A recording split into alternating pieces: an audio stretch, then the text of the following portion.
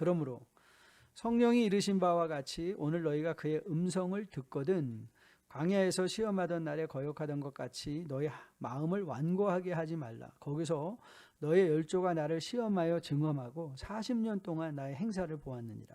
그러므로 내가 이 세대에 노하여 이르기를 그들이 항상 마음이 미혹되어 내 길을 알지 못하는 데다 하였고 내가 노하여 맹세한 바와 같이 그들은 내 안식에 들어오지 못하리라 하였느니라. 형제들아, 너희는 삼가 혹 너희 중에 누가 믿지 아니하는 악한 마음을 품고 살아계신 하나님께서 떨어질까 조심할 것이요 오직 오늘이라 일컫는 동안에 매일 피차 권면하여 너희 중에 누구든지 죄의 유혹으로 완고하게 되지 않도록 하라. 아멘. 하나님의 말씀입니다. 히브리서 기자는 계속해서 천사보다 우월하신 예수 그리스도를 소개한 후에 2장 1절에서는 이렇게 경고적 권면을 했습니다. 그러므로 우리는 들은 것에 더욱 유념함으로 우리가 흘러 떠내려가지 않도록 함이 마땅하다. 이건 굉장한 경고죠. 우리의 마음이 흘러 떠내려가지 않도록 우리의 마음을 지키라. 그러면서 3장 1절 그렇게 하기 위해서 예수를 깊이 생각하라. 여러분 3장 1절은 장식 구절이라고 여러분에게 말씀드렸죠. 앞서 전개한 논리 천사보다 우월하신 예수 그리스도이기에 우리의 마음을 유념하기 위해서 예수를 깊이 생각하라라고 말한 결론임과 동시에 이제 바로 연이어서 모세보다 우월하신 예수 그리스도를 깊이 생각할 것을 서론적으로 권면하고 이제 시작하다가 2장 1절과 비슷한 경고를 이제 우리가 봤습니다. 그 경고가 바로 오늘 7절 말씀인데요. 7절에 이렇게 기록이 되어 있죠. 그러므로 성령이 이르신 바와 같이 오늘 너희가 그의 음성을 듣거든. 자, 8절은 같이 읽습니다. 광야에서 시험하던 날에 거역하던 것 같이 너의 마음을 완고하게 하지 말라. 유념하라라는 것이 첫 번째 경고였다면 이제 두 번째 경고는 마음을 완고하게 하지 말라는 것이죠. Do not harden your heart.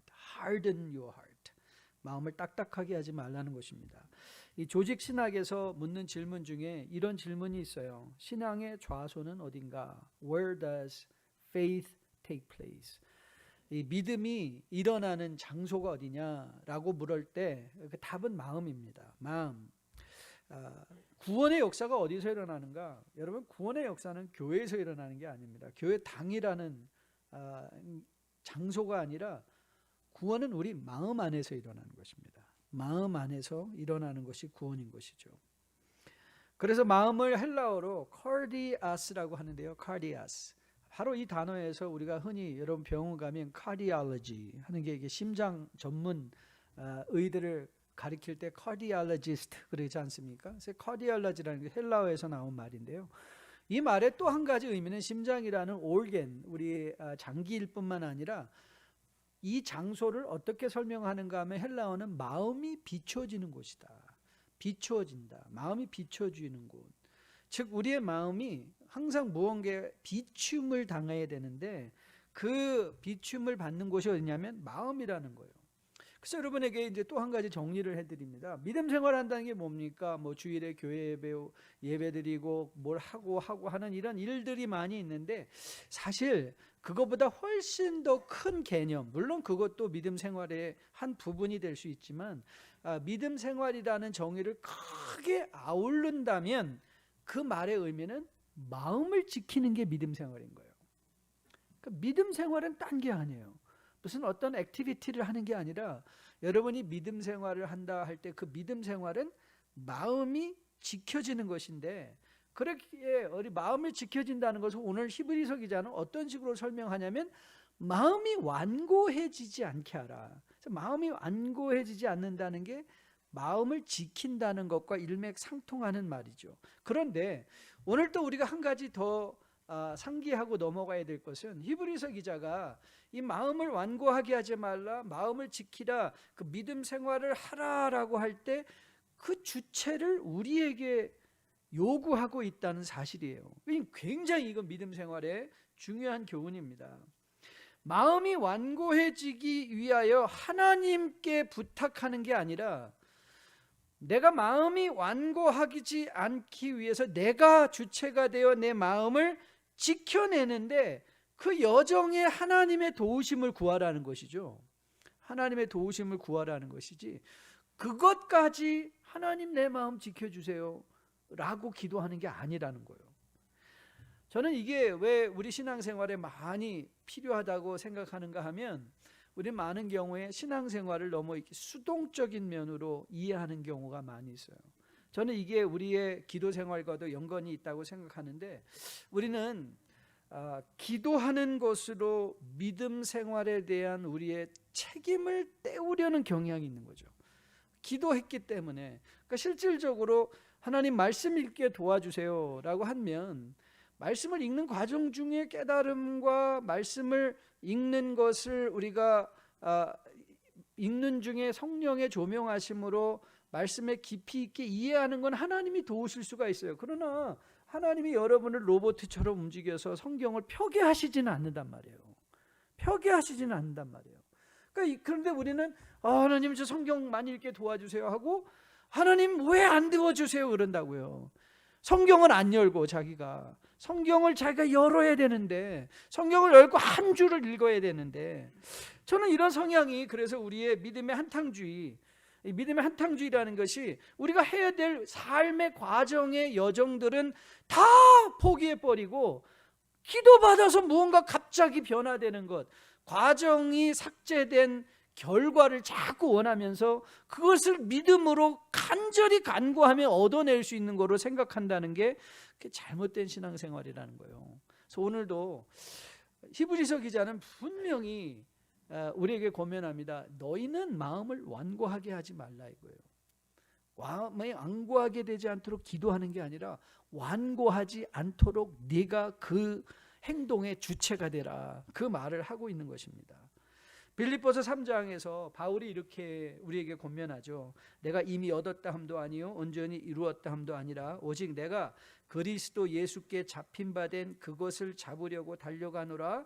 형제들아, 나는 아직 내가 잡은 줄로 여기지 아니하고 오직 한 일 뒤에 있는 것은 잊어버리고 앞에 있는 것을 잡으려고 14절 같이 읽습니다. 표대를 향하여 그리스도 예수 안에서 하나님이 위에서 부르신 부름의 상을 위하여 달려가노라. 상을 위해서 달려가는 거예요. 이 달려간다는 것이 오늘 달려가다 멈추는 게 아니라 주님 다시 오시는 그날까지 계속 가는 거예요. 그렇기에 이 믿음 생활은 이 땅에서는 멈춰줄 수가 없어요. 우리가 계속 믿음으로 이 땅에서 살아야 돼요. 우리의 마음은 한 번 지켜지는 것으로 족하지 않고요, 계속해서 지켜져야 돼요. 마음이 한 번 완고해지지 않는 걸로 만족하는 것이 아니라 마음이 계속해서 완고해지지 않도록 우리 스스로를 돌아보고 신앙생활을 해야 되는 거예요. 여러분, 우리가 이 땅에 사는 동안 이 낀 세대라고 그랬잖아요. 이미 부활을 통하여 임한 하나님의 나라지만 아직 완성되지 않은 나라이기 때문에 이 낀 세대 동안에 여러분과 저에게 필요한 게 믿음인 거예요. 그런데 이 믿음은 faith in work, 우리로 일하게 하는 믿음이에요. 움직이게 하는 믿음, 행동하게 하는 거예요. 그러니까 우리가 믿음이 있으면 우리는 그 믿음 때문에 무언가 일을 하고 행동을 해야 되는 것이죠. 그런데 여러분, 주님 다시 오실 때는, 주님이 다시 오셔서 이 나라, 이 땅에 하나님의 나라를 회복할 때는, 그때는 믿음이 필요가 없어요. 왜냐하면 그때는 우리가 얼굴과 얼굴을 대하고 보기 때문에 그 믿음이 그때는 필요가 없고, 지금 우리가 보이지 않는 것 같은, 완성된 하나님의 나라가 보이지 않는 것과 같은 이 시대를 살아가는 여러분과 저에게는 믿음 생활이 필요한 것이고요, 그 믿음 생활의 가장 중요한 요소 중에 하나가 마음이 지켜지는 것이고요, 그 마음이 지켜지는 것에 또 한 가지 중요한 것이 내 마음이 완고해지지 아니하도록 내 마음을 지키는 게 중요한 거예요.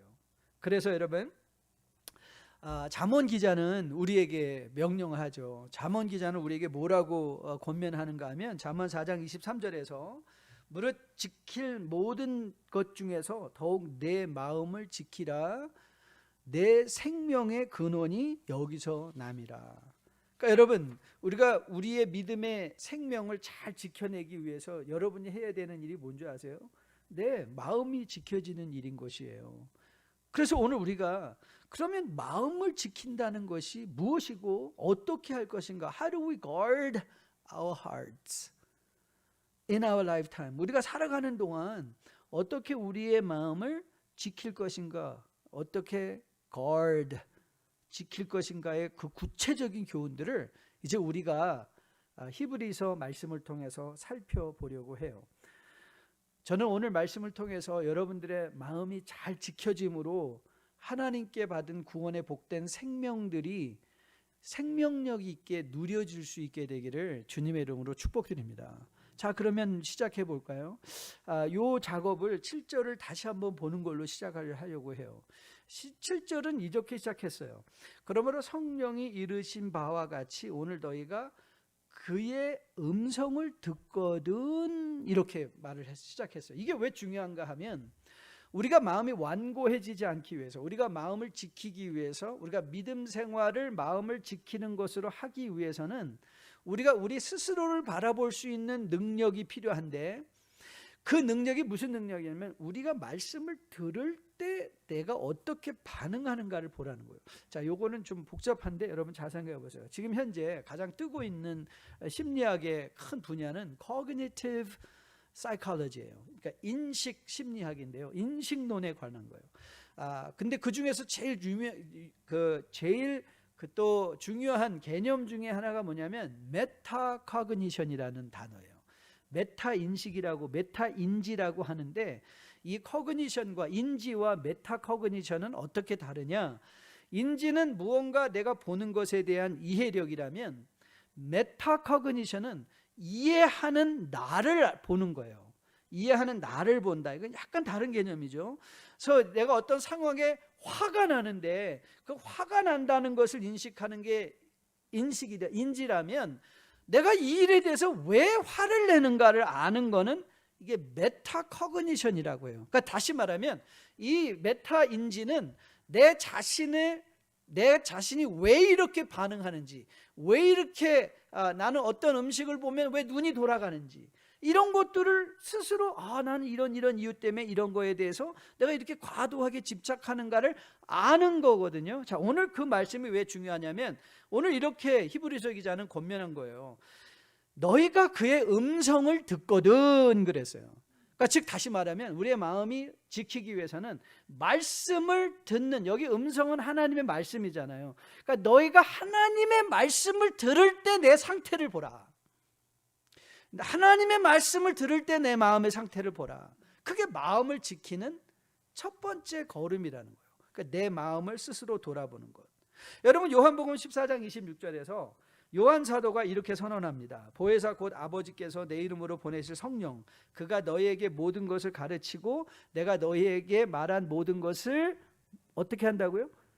생각나게. 여러분, 우리는 성령에도 굉장히 많은 오해가 있어요. 우리는 성령의 역사를 무슨 영적인 초자연적인 현상으로 이해하는데요, 성령이 여러분과 저 안에서 하는 가장 핵심적인 사역 중에 하나는 뭐냐면 생각나게 하시는 거예요. 근데 뭘 생각나게 하신 것이죠? 우리에게 말씀하신 모든, 우리에게 가르쳐 주신 하나님의 말씀을 생각나게 하시는 이가 누구시다? 그게 성령인 거예요. 예를 들어 볼게요. 여러분, 시편 23편을 보면 여러분 이 다윗이 사망의 음침한 골짜기를 걸어가요. 여러분, 이 땅을, 이 낀 세대를 살아가는 어느 누구도 할 것 없이 우리 이 세상에서 고통을 피할 수 있는 사람은 아무도 없어요. 이 사망의 음침한 골짜기와 같은 길을 피해갈 사람은 아무도 없어요.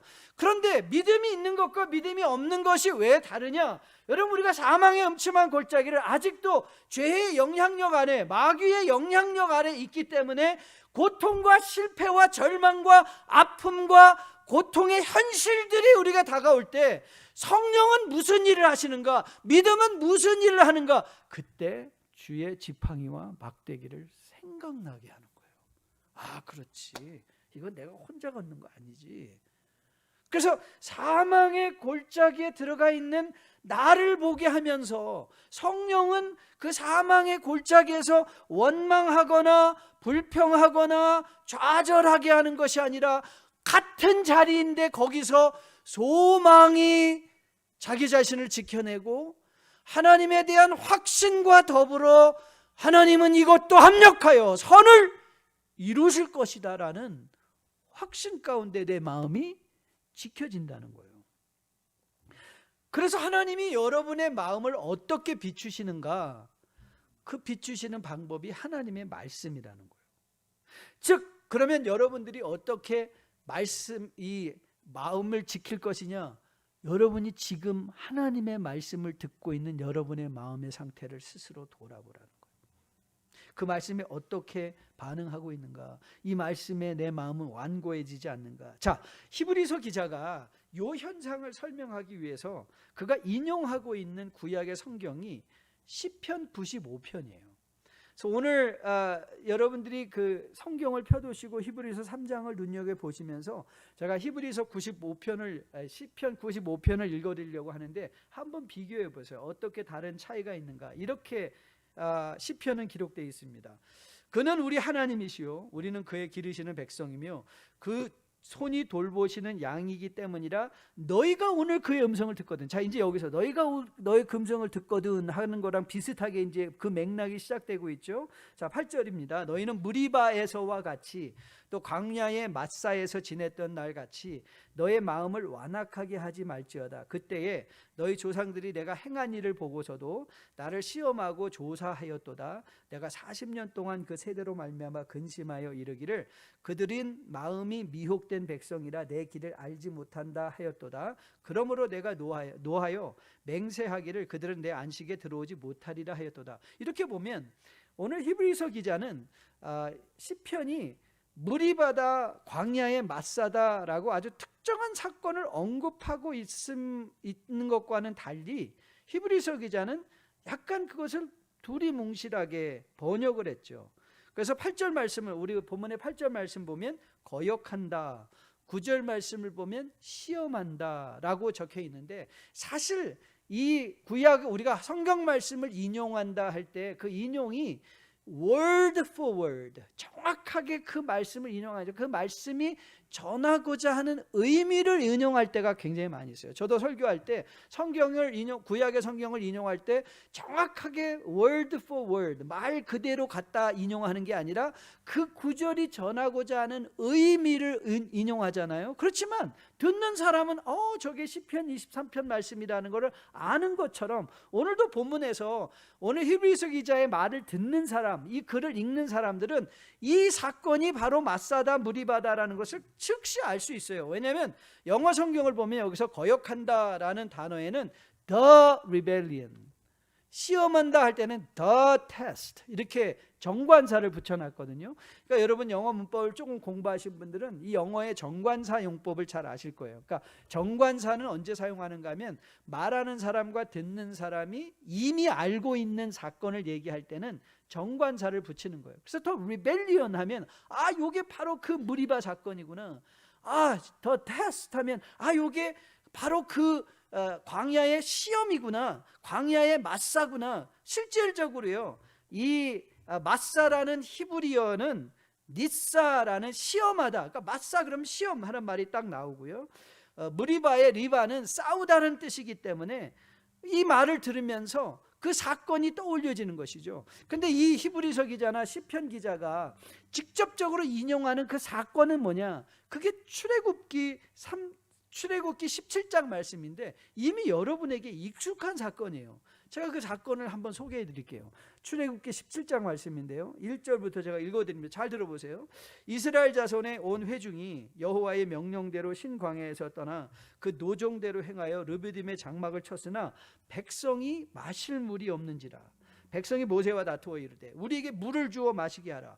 모세가 그들에게 이르되 너희가 어찌하여 나와 다투느냐? 너희가 어찌하여 여호와를 시험하느냐? 거기서 백성이 목이 말라 물을 찾으매 그들이 모세에 대하여 원망하여 이르되 당신이 어찌하여 우리를 애굽에서 인도해 내어서 우리와 우리 자녀와 우리 가축이 목말라 죽게 하느냐? 모세가 여호와께 부르짖어 이르되 내가 이 백성에게 어떻게 하리이까? 그들이 조금 있으면 내게 돌을 던지겠나이다. 여호와께서 모세에게 이르시되 백성 앞을 지나서 이스라엘 장로들을 데리고 나일강을 치던 내 지팡이를 손에 잡고 가라. 내가 호렙산에 있는 그 반석 위 거기서 내 앞에 서리니 너는 그 반석을 치라. 그것에서 물이 나오리니 백성이 마시리라. 모세가 이스라엘 장로들의 목전에서 그대로 행하니라. 그가 그곳 이름을 mat사 또는 무리바라 불렀으니 이는 이스라엘 자손이 다투었으며 그들이 여호와를 시험하여 이르기를 여호와께서 우리 중에 계신가 안 계신가 하였음이더라. 자, 이 구체적인 사건, 여기서 다툼과 시험이라는 말 등장하면서 히브리서 기자가 굳이 설명하지 않아도 이 사건은 그 반석에서 문날 물을 낸 출애굽기 17장의 말씀이구나, 그 사건을 들어서 오늘 뭔가를 설명하고 있구나 라는 것. 다시 말하면 마음을 완고하지 않게 위해서는 이 사건을 떠올려야 되는데, 이 사건의 어떤 면인가? 자, 보세요.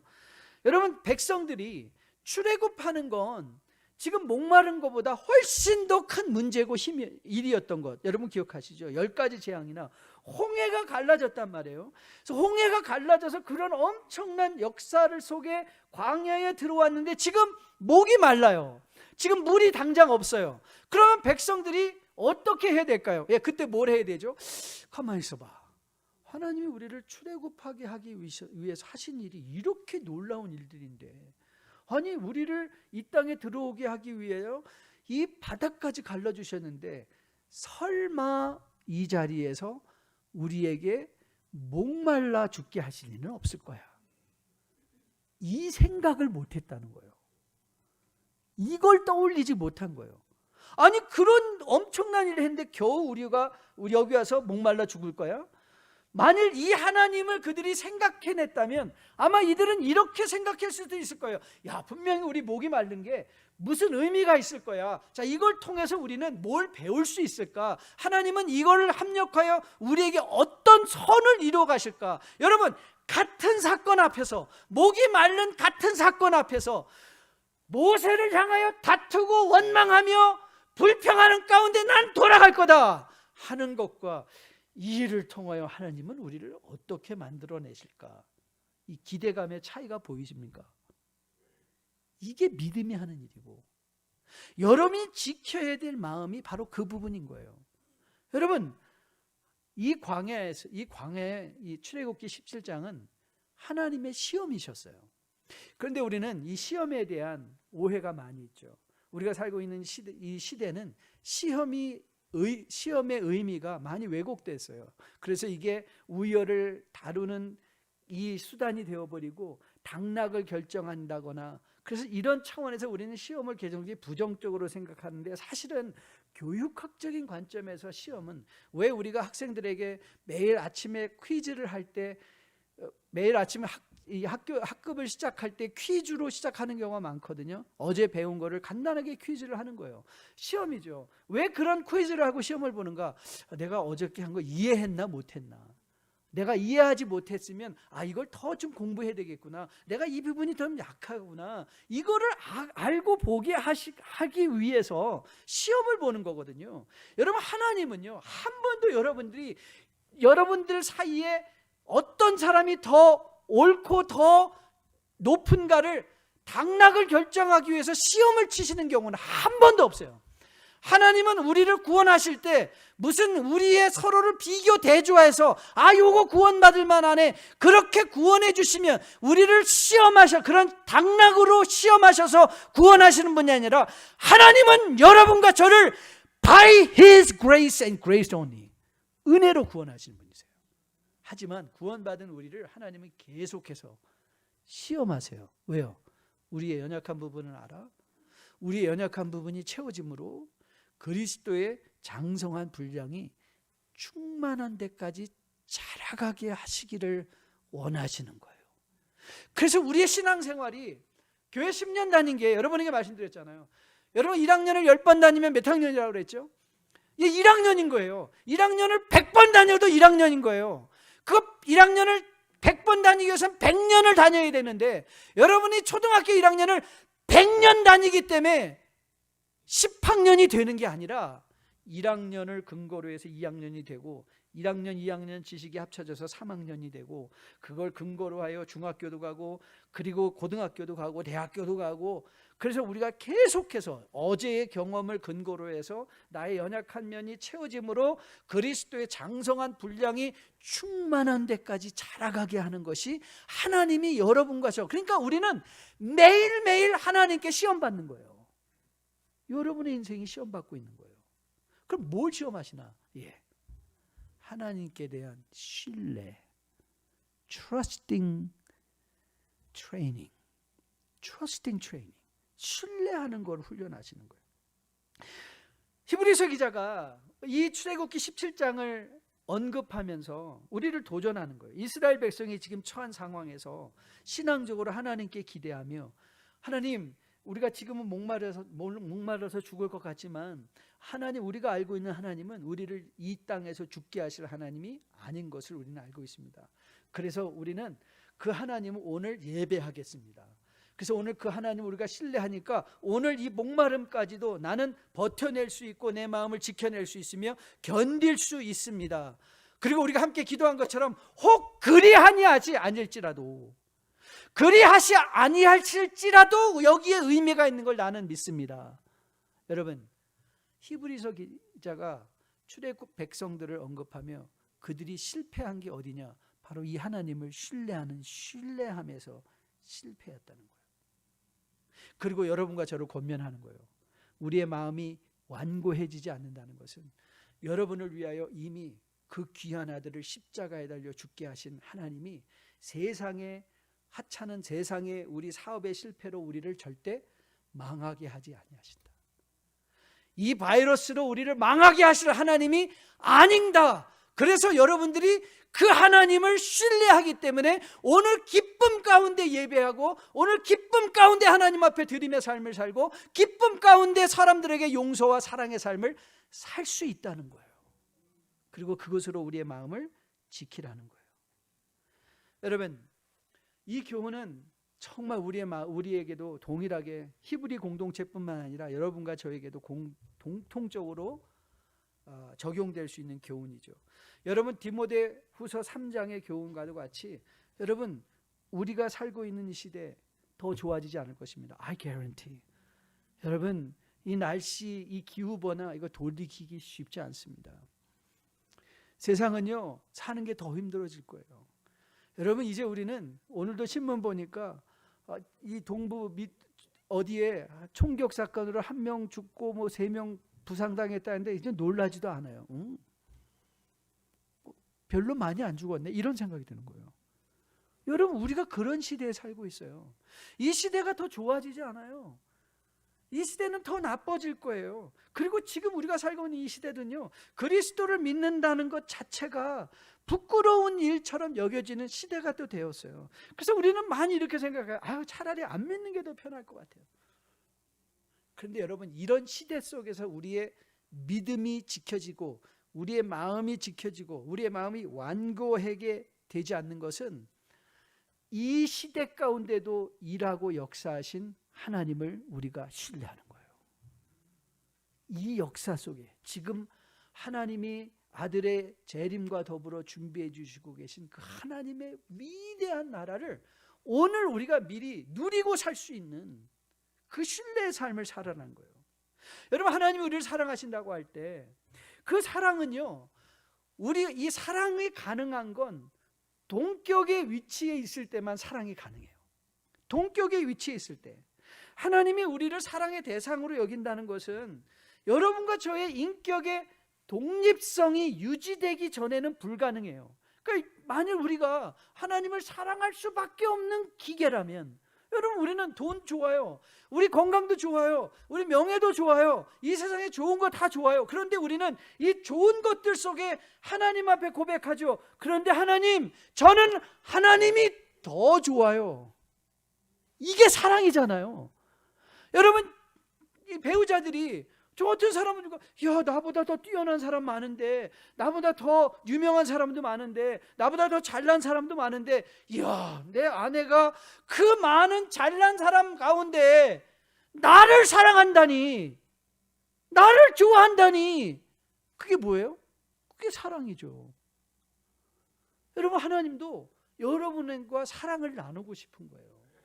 하나님은 그러는 거예요. 이 세상에 어떤 거를 내다 줘도 너는 나에게 가장 소중한 존재야. 그게 하나님의 사랑의 고백이거든요.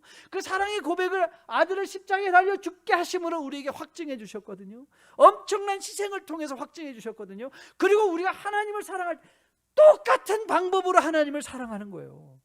하나님, 세상에 보니까 좋은 게 많이 있네요. 그런데 하나님, 저는 아무리 세상에 좋은 것을 다 가져보고 해보아도 하나님, 저는 하나님이 더 좋아요. 그게 신뢰죠. 그게 사랑이죠. 여러분, 하나님은 여러분이 그 자리에 가기를 원하시는 거예요. 하나님과 관계에서 그 사랑을 누리시기를 원하시는 거예요. 우리의 마음을 지키는 것이 그렇기에 이 세상에서 하나님을 더욱더 신뢰하는 것, 하나님이 여러분을 향하여 좋은 계획을 가지고 계시고 그 계획을 반드시 이루어내실 우리의 아버지이심을 신뢰하기 때문에 내가 사망의 음침한 골짜기에 들어간다 할지라도, 내 목이 마르다 할지라도, 하나님, 이 목마름까지도 저는 하나님 누리겠습니다. 그리고 여기서 내 마음을 지키겠습니다. 하나님 앞에 고백하는 거죠. 여러분, 그리스도의 재림이나 하나님 나라의 회복은요, 여러분의 믿음과는 상관없이 이루어질 거예요. 여러분, 무신론자, 난 무신론자, 여러분, 사람이 믿기 때문에 하나님이 계시고 사람이 안 믿기 때문에 하나님이 없어지시나요? 아니에요. 그렇지 않아요. 내가 하나님을 못 믿는다는 거 불신일 것이지 이 세상에 무신이라는 건 없어요.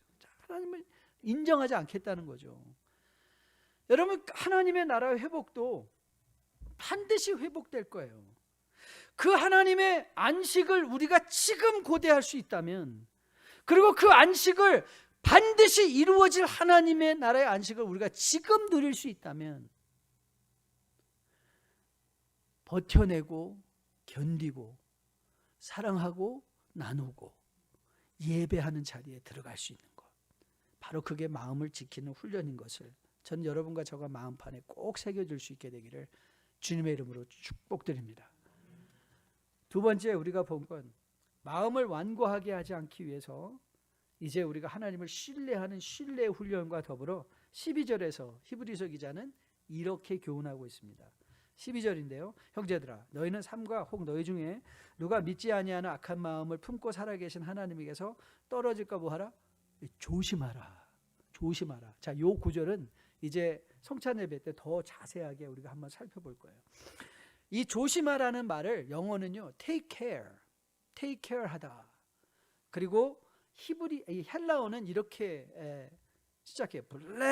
블레포라는 말은 보다라는 뜻이거든요. 보라, 주의하라, 삼가라. 그런데 이게 명령어예요. 그러니까 여러분들이 보는 것을 주의하고 삼가고 생각해야 돼요. 내가 보는 걸 지금 생각하는 것이죠. 근데 뭘 삼가라고 권면하고 있는가? 오늘 히브리서 기자는 이렇게 말했어요. 믿지 아니하는 악한 마음을 품는 것을 삼가라, 보라. 우리는 이 말이 왜 히브리서 기자가 믿지 않는 악한 마음이라고 설명했는가를 한번 깊이 묵상해야 돼요.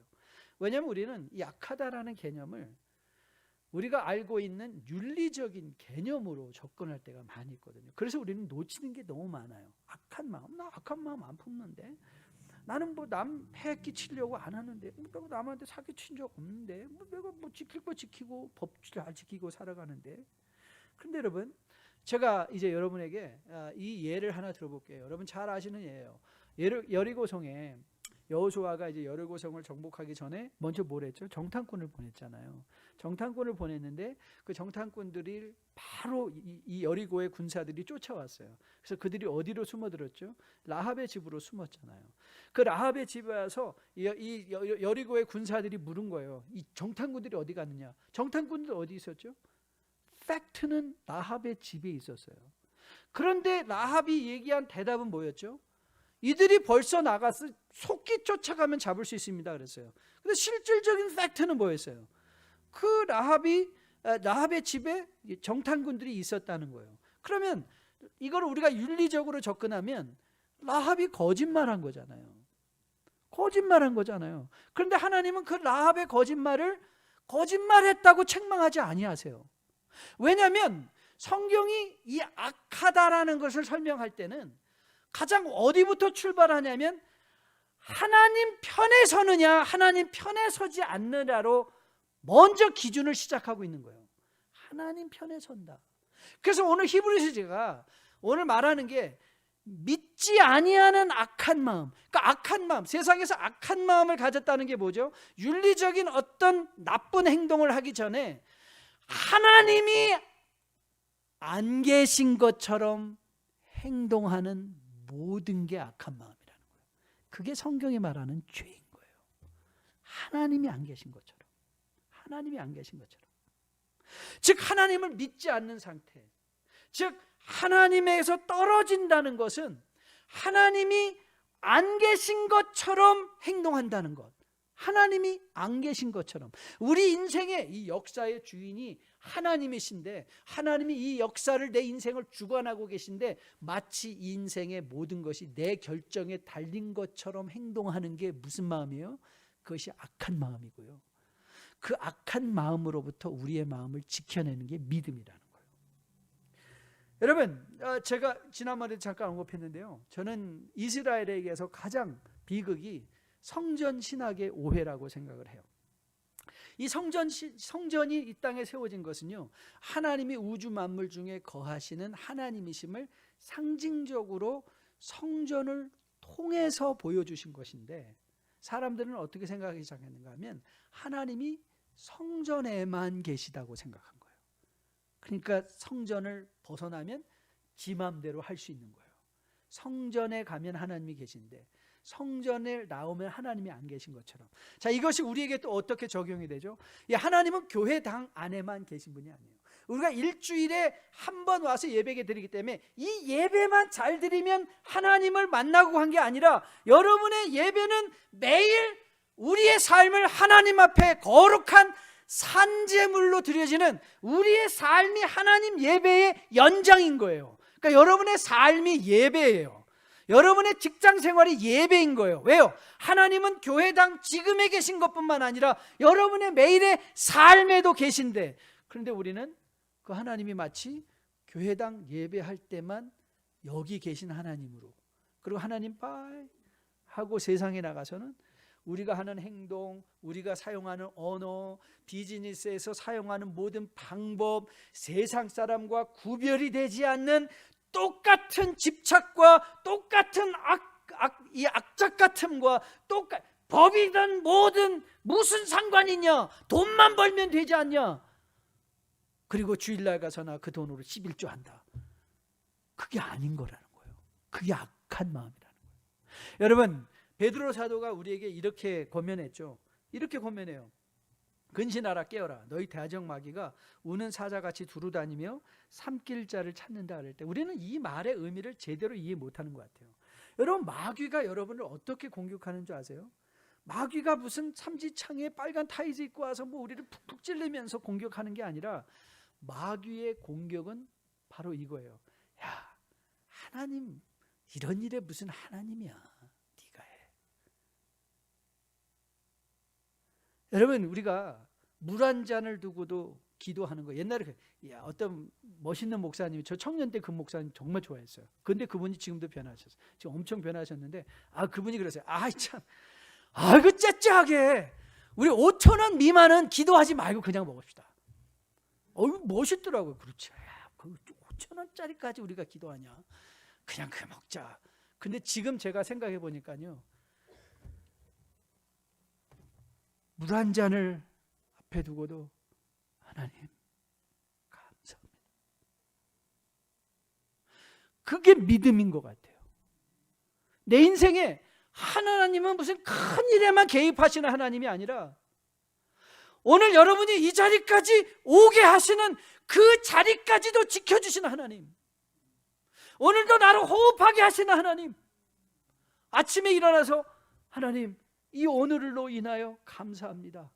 여러분, 그래서 히브리서 기자가 뭐라고 권면합니까? 이 믿음 생활, 악한 마음을 품지 않는 것을 이렇게 얘기해요.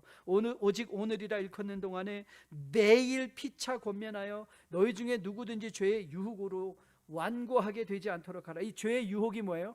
하나님 없이도 살 수 있다는 게 죄의 유혹이에요. 무슨 남의 것을 훔친다, 뭐 이런 거는 물론 그것도 죄예요. 그러나 죄의 원래는 뭐냐면 남의 것을 왜 훔쳐요? 하나님이 안 계신 것처럼 생각하니까 훔치는 거 아니에요. 죄의 원래 의미는 하나님이 안 계신 것처럼. 이 죄의 유혹은 우리 인생 하나님 없이도 살 수 있잖아. 그게 사단의 공격이에요. 그 공격에 대해서 오늘이라는 일컫는 동안에 매일 피차 권면하라는 거예요. 여러분, 오늘 왜 그럼 이 히브리서가 오늘을 왜 이렇게 항상 강조하는가? 왜냐하면 오늘은 항상 있는 게 아니기 때문에 그래요. 여러분, 영어의 프레젠트, 현재라는 말이 영어의 선물, 프레젠트라는 것과 똑같아요. 그러니까 우리는요, 오늘이라는 날은 우리의 하나님의 선물이에요. 그러니까 여러분과 저는 불평할 거 하나도 없어요. 오늘이라는 선물을 받고 시작하는 거예요.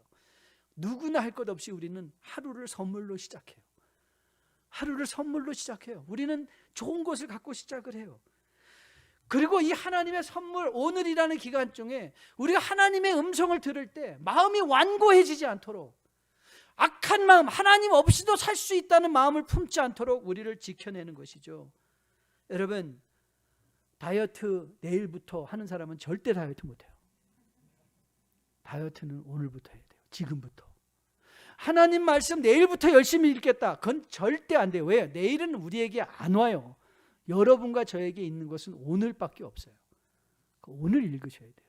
오늘 기도하셔야 돼요. 오늘 예배하셔야 돼요. 오늘 할 일 여러분이 하셔야 돼요.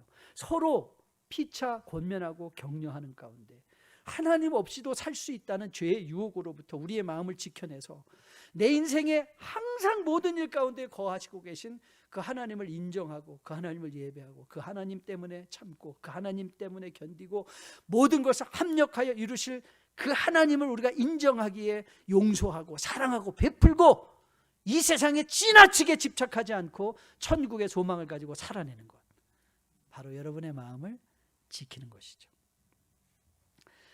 정말 제 인생에 설교가 너무 잘 풀려서, 그리고 제 생각에 너무 잘 전해서 성도님들 눈이 초롱초롱하고, 오늘은 아닌 것 같아요. 그런데 초롱초롱하고 적당한 시간에 정 목사가 소리치면 저쪽에서 아멘 아멘, 그리고 추임새를 맞춰주고 어떤 분은 손가락 꺼내서 눈물을 훔치면서 그런 날이 몇 번 있어요. 그러면요, 여러분 아세요? 그런 날이 오면요, 저는 정말 절망을 해요. 정말 절망을 해요. 왜냐하면 설교를 망치면 월요일 날 비장한 각오로 사무실에 가서 성경을 읽으면서, 하나님, 지난주는 너무 설교가 안 풀렸는데 이번 주는 하나님 좀 도와주세요.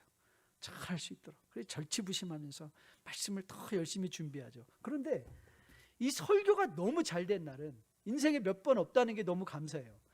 너무 잘 된 날은요, 다음 주가 있다는 게 너무 싫은 거예요. 여러분, 한국말에 그런 말이죠. 죽어도 여한이 없습니다. 그러니까 어떤 날, 하나님, 오늘 이렇게 설교 잘 됐는데 어떻게 그냥 데려가시든가 주님 다시 오시든가 양단간에 좀 해주시면 안 돼요? 다음 주가 있다는 게 그렇게 절망인 거예요. 구약 읽기를 하다 하나님 앞에서 잘하다가 3000% 빠지는 인물들 참 많습니다. 여호사밧이 이 아람과의 관계 속에서 정말 하나님의 명령대로 선지자의 말을 들으며 너무 잘했어요. 그런데 바로 이어서 이스라엘 악한 왕이었던 아하스웨와 교제를 해요. 그것 때문에 하나님 앞에 엄청 혼나거든요.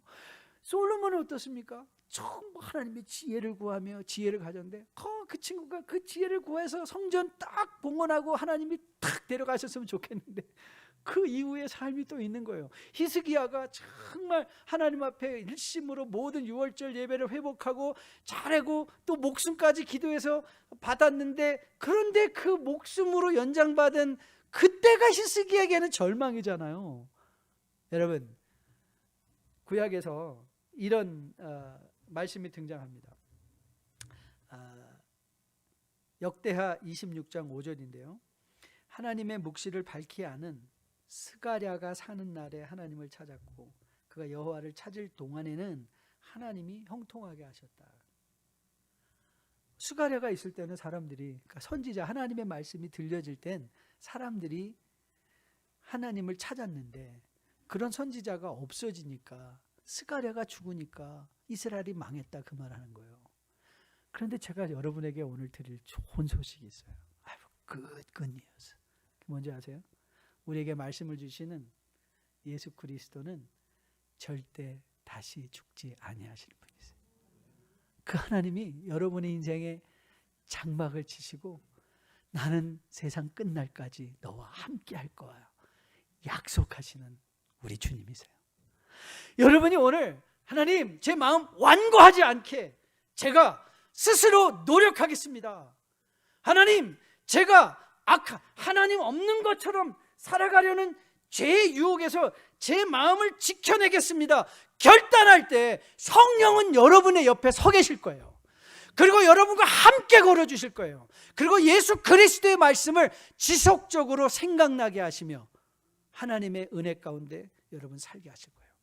저는 여러분이 그 하나님을, 그 예수님을 깊이 생각하는 또 한 주간 되기를 주님의 이름으로 축복드립니다.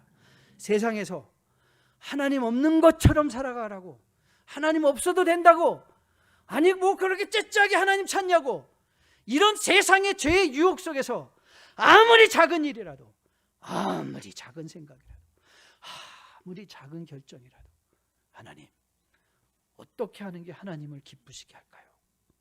물어보면서 주님의 임재를 인정하는 가운데 처한 상황 속에서 모든 것을 합력하여 선을 이루실 하나님을 신뢰하는 시험을 잘 통과하심으로 주님 다시 만날 때 칭찬받는 뉴라이프의 복된 성도 다 되기를 주님의 이름으로 축복드립니다. 우리 다 함께 나와서 마지막 찬양할게요. 맞습니다. 우리가 살고 있는 세상 아직도 험한 세상입니다. 하지만 이 험한 세상 나 살아갈 동안에 주님 생각하고 주님을 바라보고 주님과 동행하면 여러분의 마음 지킬 수 있습니다. 죄의 유혹에서 벗어날 수 있습니다. 하나님 없이도 할 수 있는 것, 라는 모든 생각을 다 내려놓게 하시고 아주 작은 것, 오늘도 숨 쉬는 것, 하나님 감사합니다.